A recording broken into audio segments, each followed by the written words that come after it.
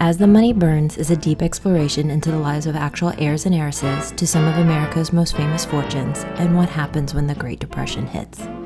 Each episode has 3 sections. Section 1 is a narrative story told with some creative license. Section 2 goes into the historical facts behind the scenario and an analysis of sources. Section 3 focuses on contemporary emotional and personal connections. Now back to As the Money Burns. Wonderful things. Wealth can be both a blessing and a curse. It allows many to wander far and wide, and one soul has been wandering for an eternity. Section 1, Story. Date, November 26th to 27th, 1922. Out in the bright desert light gathers a small party, 2 middle-aged British gentlemen and 2 young debutantes, one British and the other American, and the expedition's assistant. It's a day of nervous anticipation and excitement. Will they find riches or merely dirt? In 3 days, they will officially open the tomb with the supervision of Egypt's Department of Antiquities. But the waiting and the desire is far too great for these long-time Egyptian aficionados. They go down the 16 steps carved into the bedrock. Above the first doorway is a seal with a distinct cartouche. Recently cleared of debris, the long, narrow corridor descends into darkness. It's rather dark and solitary, the sound of their footsteps drowned out by the beating of their hearts. They reached another sealed doorway. The men inspect with caution. The excavation has halted here while going through the proper approval channels. At the top of the door, a small hole was punctured and resealed, remnant of a long-past intrusion. The leader opens it. A gush of hot air nearly blows out his candle. To be safe, he waves his candle to check for gases, then peeks inside. Behind him, his financial backer gasps, "Can you see anything?" The leader's eyes adjust as he waves the candlelight. "Yes. Wonderful things." They carefully remove the previously broken and shoddy patch seals on the door, making sure they cover up their own unauthorized intrusion later. The risk is worth it. Unknowingly, they have entered the antechamber, a magnificent find in and of itself. The last occupants were tomb raiders unable to haul most of the loot away and quickly abandoned 3 millennia ago, frozen in time and undisturbed until now. The assistant Arthur runs in a cable providing a crude form of electricity, illuminating gilded couches, thrones, and shrines. Already there's more in this one small room than found at most entire sites. They can hardly absorb all the riches when they notice the next doorway guarded by 2 life-sized golden statues. The curiosities of the first chamber and the potential behind the next. Should they wait for the Egyptian official before proceeding forward? It's almost too much to take in all at once. They opt not to break another seal until with authorities. Like kids in the candy store, they can hardly decide what to look, touch, or see before getting distracted with what's next. In all the commotion, a smaller statue is knocked over and reveals a hidden hole in the wall, also from the earlier robbery. The party murmurs amongst themselves, shall they dare go in? Beyond this hole, their decades-long quest will finally be realized. Either disappointment or glory awaits them. Suspecting the latter, they forget the previous reservations as the rush of discovery compels them further. The leader pulls back the statue, breathing heavily. Through this hole they can crawl in without disturbing the necessary decorum for the official event. With one last look at each party member, they nod to go ahead. Petite Evelyn is the first to crawl in, followed by the expedition's leader, then her more sickly father. They are followed by her American friend and raven-haired beauty, Ava. The small opening takes them directly into the inner chamber. The 4 dust themselves off and stand up, waving their candles and lanterns. Inside, the still air is stifling hot and dusty. They adjust in both eyesight and breathing, when awe overtakes them. As the flicker of candlelight bounces around them, soon they are engulfed in the brilliance of an untold amount of glittering gold, strange animals, statues, wall paintings from floor to ceiling. Archaeologist Howard Carter smiles at his financial backer, George Herbert, 5th Earl of Carnarvon. Lady Evelyn hugs her father, who is speechless. Meanwhile, the young American Ava Astor wanders over to the wall paintings, waving her light over a passage from the Book of the Dead. She feels someone watching her. She turns around and spots a young raven-haired female who looks like her wearing a necklace of golden ram's heads. The royal female reaches out her hand and steps forward, only to be pulled back by a mummy, returning her to the afterlife. As the apparition dissipates, the necklace remains. Enchanted, Ava caresses each individual ram's head, carefully wraps the necklace around her neck. A burning sensation infuses her body and takes over.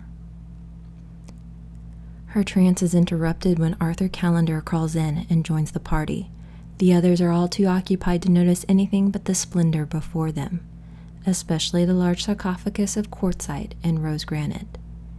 And it is splendid without a doubt. They finally found it. It's the discovery of a lifetime, of many lifetimes. Here they are in the inner chamber of King Tutankhamun, also popularly known as King Tut. In just a few days, the rest of the world will learn about their amazing discovery, but until then, they'll sneak in a couple more times to explore. Who would blame them?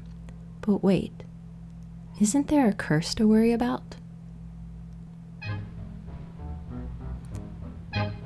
Section 2, History and Historiography.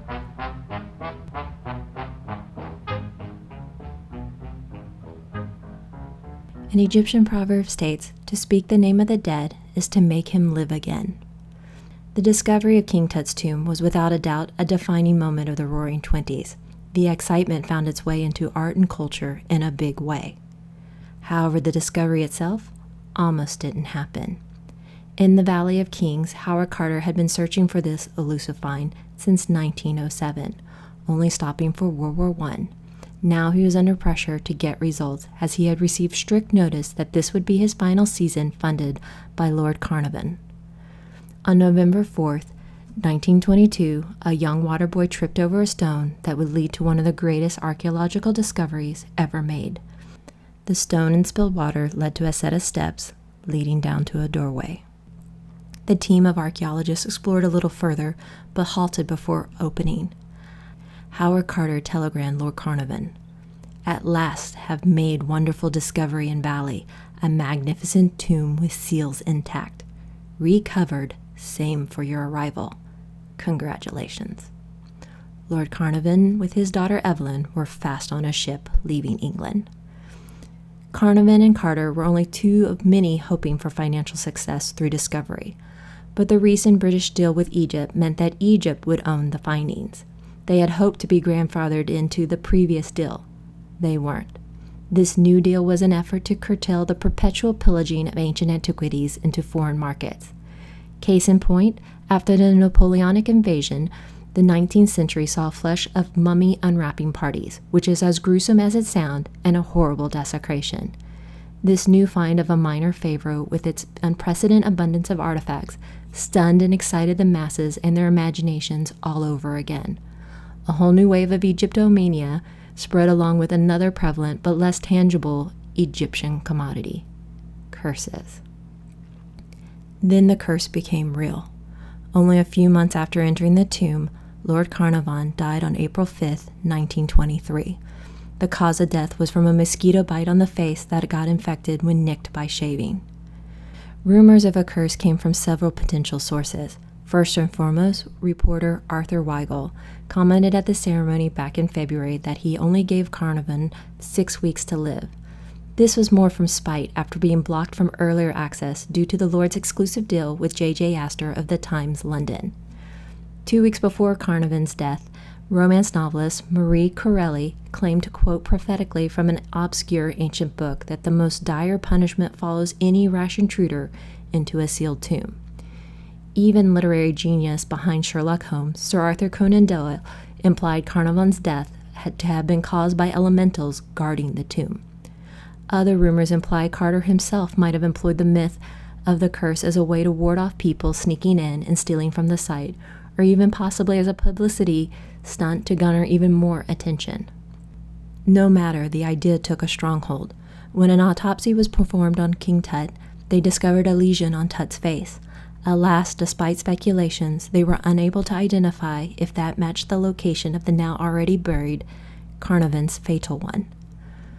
The curse was said to kill off those who first entered the tomb, and in a slate of events, that seemed very likely. Potential victims include Prince Ali Kamel Fahm Bey of Egypt, shot by his wife in 1923, Sir Archibald Douglas Reed, who supposedly x-rayed the mummy, died mysteriously in 1924, the Governor-General of Sudan, Sir Lee Stack, was assassinated in Cairo in 1924. Arthur Mace of Carter's excavation team possibly died of arsenic poisoning in 1928. Carter's secretary, Richard Bethel, was supposedly smothered in his hotel bed in 1929, and Bethel's father committed suicide in 1930. However, most of the entrants lived at least 15 to 20 years later and had more ordinary causes of death. Overall, 26 people were present at the opening, and only 6 had died within 10 years. From the 22 at the opening of the sarcophagus, only 2 had passed, and for the 10 present at the mummy unwrapping in 1925, all were alive in 1934. Arthur Callender passed away in 1936. Howard Carter himself died of lymphoma in 1939. Evelyn lived until 1980, and her friend Ava had a relatively shorter life, but still survived until 1956. The latter 2 debutantes are of particular note. More blessed than cursed, the It Girl debutante of 1920, Evelyn, married a British earl later in 1923, and lived a charming life and was popular in horse racing circles with her husband. Her friend Ava was not as fortunate. Ava was born in 1902 as Ava Alice Muriel Astor. She went by Alice. I'm using Ava as I have many Alices, and her mother Ava really won't appear too much in our story. Ava is the older half-sister of our recurring heir, Jakey Astor, and a cousin to our It Girl debutante, Louise Van Allen, as well as the J.J. Astor from the Times. All Astors descended from the fur trader and Freemason, John Jacob Astor, America's first self-made multimillionaire, and whose descendants dominated both American and British high societies. Despite all the rumors about mummies' curses, it seems the real cursed fortune lay with Ava's family. A decade before the discovery of King Tut's tomb, tragedy already struck in one of the most famous maritime disasters of the 20th century, the Titanic. Ava and Jakey, along with their oldest brother, Vincent, lost their father, John Jacob Astor IV. Returning with his second wife from their honeymoon to Egypt and Europe in 1912, he was the richest man to die on the Titanic. We will visit more of this tale, the will, and fortune later. Trust me, there needs to be a few episodes to unpack it all. But for now, I shall note, Ava received a relatively decent sum for an Astor female. She was one of the first heiresses that enamored me when I began developing this story. For our heiresses, Ava is the shining example of what life could be when they come into their fortunes. Adventure, travel, luxury, and married to a handsome and charming Prince Sergei Obolenski. She is also a cautionary tale. Ava was a restless spirit forever haunted. Her brothers fared not much better. In fact, their fortunes and lives all seemed cursed up until the end. After her parents' divorce in 1909, she grew up in Britain, thus befriending the Carnarvon family. While I cannot locate her name so far in the records of those on specific King Tut events, her own biographies, including her former husband's, reiterate the claim she was the 4th person to enter the tomb and always wore a special ram's-headed necklace discovered there. King Tut is always a part of her story, but she is not a part of his. Maybe she was there at the very beginning, maybe she wasn't, maybe at a later trip. She was certainly more than connected to those involved, and it had been a personal defining experience of her life. She was also very into mysticism, and it was well known she believed herself to be a reincarnated Egyptian princess or priestess. A cursed fate sealed twice. The Egyptian obsession with death leads to an obsession with life and reincarnation. No wonder a newly developing art form takes inspiration from the themes of curses, mummies, and reincarnation. Hollywood and its growing cinema audience requires content, and reincarnating subjects and themes serves that need well. Even pre-discovery, there was a 1918 silent film, Eyes of the Mummy Ma, directed by Ernest Lubitsch, and starring the screen siren Pola Negri as the titular reincarnated mummy. Despite being a very successful film star in several exotic roles, we today know of the dark Polish beauty more for her elaborate and overly dramatic performance at the funeral of her former lover, Rudolph Valentino. That isn't the only reason worth mentioning Pola, but that's another storyline to resurrect later. If only our young heiresses had paid more attention to her fate. After the King Tut discovery, the mummy motif and any associated curses were a hot commodity, and by 1932 got its own series of creature features within the Universal Monster Pantheon, with Boris Karloff and Lon Chaney Jr. in the titular role. I have warned you this is a very complicated tale I'm telling. Even the stories within the stories, there are larger interweaving connections. That silent film star Pola Negri, the literary genius Sir Arthur Conan Doyle, and their personal fortunes will come up again. The reincarnated themes and stories of cursed fortunes seem to run for all eternity. Section 3. Contemporary and Personal Relevance.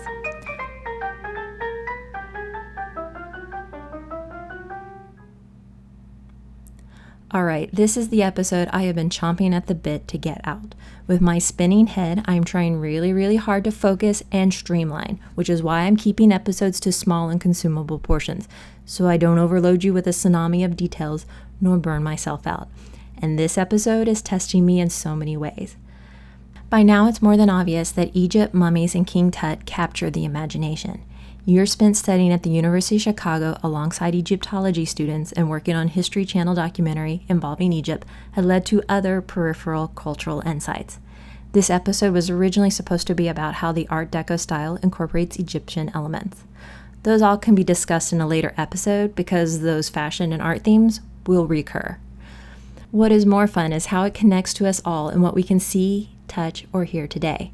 In writing this episode, the main recurring themes emerge as curses and reincarnations, and with that comes the many ways King Tut's discovery and its participants live on. A King Tut exhibition continues to tour every decade or so, though the funerary mass stays safely in Egypt, and protecting that heritage is vital. But on YouTube, we can always treat ourselves to Steve Martin's 1978 Saturday Night Live skit, King Tut's Song, or the 1986 musical hit Walk Like the Egyptians by the Bangles.